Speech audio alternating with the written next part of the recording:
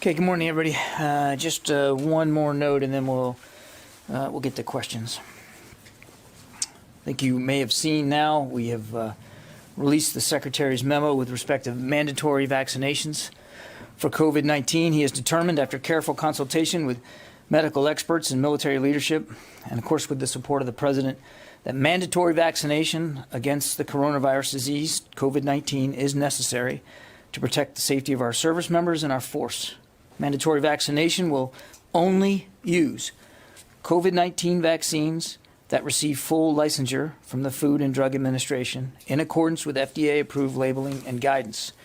Mandatory vaccination requirements will be implemented consistent with DoD Immunization Program Instruction 6205.02. In other words, the existing structure and regulations that govern policies and procedures for managing mandatory vaccination across the force. This is consistent with the Department's efforts to ensure the safety of our service members and, again, to maintain the readiness of the force. With that, we'll take questions. Bob. John, thank you. With regard to Afghanistan, I wonder if you could give us a sense of what the evacuation endgame is likely to look like or expected to look like in terms of sort of the sequence of events over the last, say, 3 or 4 or 5 days. Will the U.S. Need to have sort of exclusive use of the fields and the apparatus to execute the final flights? I'll ask the General to probably be more specific than me, Bob, but what we anticipate happening in the last couple of days, we will so first of all, we will continue to evacuate needed populations all the way to the end, if we have to and we need to. If you're an evacuee that we can get out, we're going to continue to get you out on the 31st, right up until the end. But in those last couple of days, we're going to try to preserve as much capability as we can at the airport, as you might imagine. So in those last couple of days, we will begin to prioritize military capabilities and military resources to move out. That doesn't mean that that if you're an evacuee and you need to get out, that we're not going to try to get you out, but that we will have to reserve some capacity in those last couple of days to prioritize the military footprint leaving, because we want to be able to keep it there as long as possible to do the job that it's intended to do. So the charter flights, for example, would be finished earlier. And when you refer to military resources, you're talking about American only? I'm talking about primarily U.S. military troops and equipment. We are now and have been working with our allies and partners to help them withdraw their people, and will help them withdraw their forces as well. Right to the very end, or you have to do that earlier? Well, look, I mean, obviously we want to preserve as much capability as possible, and now some of that capability is not ours. Some of it is our allies and partners. So there'll be a balance there, and it'll be up to Admiral Vasely to determine how he strikes that balance in terms of making sure he has the maximum capability for as long as possible. So there will be a transition more towards getting military assets out as we get closer to the end. But again, we're going to continue to work the evacuation mission right up until the last day.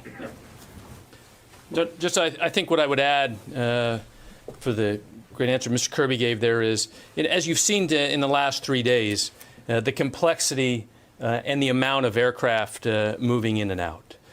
So the capability to continue to sequence and plan for the actual requirements that leave on a daily basis is going to be made, on the ground. But as you've seen, we have that capability to manage quite a lot of throughput and be able to put the right, things on those aircraft as they come in and as they leave. Jen. John, who is guarding the U.S. Embassy right now? Who will guard after the U.S. military pulls out? Are there any contingencies? Do you have an agreement with the Taliban? And in terms of the airport, do you have an agreement with any NATO allies to keep, like the Turks, to keep the airport open after the U.S. military pulls out? So as I understand it, I know there's no military assets guarding the embassy compound. the U.S. Embassy is operating out of Hamid Karzai International Airport.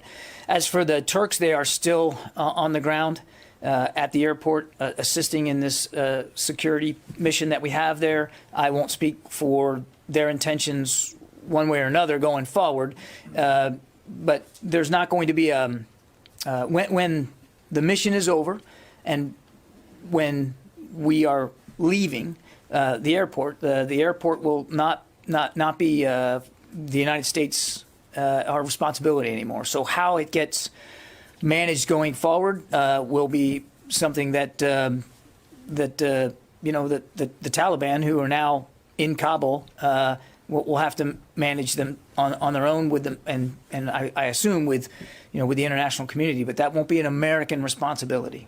And just one more, how many individuals on terror watch lists have been screened or found at any of the screening points, either in Qatar, Ramstein, or in the U.S.? I don't know. We'll have to take that question and get back to you. Nazira? Thank you, John. Thank you, General. Behalf of Afghan people, thank you very much for your hard job and good job, actually. Thank you. And Afghan people, they are happy, but some of them, that they are not eligible for SIV visa, P1, P2, but still they have a serious problem. And they are not in the Kabul. They are hiding. They move from one place to the other place. And they contact with me, like more than 100 people contacted with me a day, that what can we do? And I say, I'm nobody to do something. There is any plan from the State Department or from the Pentagon, because they're under target of the Taliban. But as Taliban yesterday, the spokesperson, Mujahid, said that why United States make a problem for us. We are not allowed the people to leave Afghanistan. Now they are in jail. On the other hand, Taliban is not one group. They are different groups, like 5 groups, and a lot of people there under problem, but they are not eligible for those visas. There's a possibility and any other option for them to be safe. Nazir, I can't speak for each and every Afghan who wants to leave and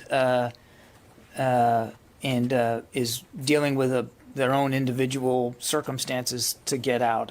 We know there are a lot of desperate people who want to leave, and that's why we are working as fast as we can. And you saw the numbers that we continue to be able to get out.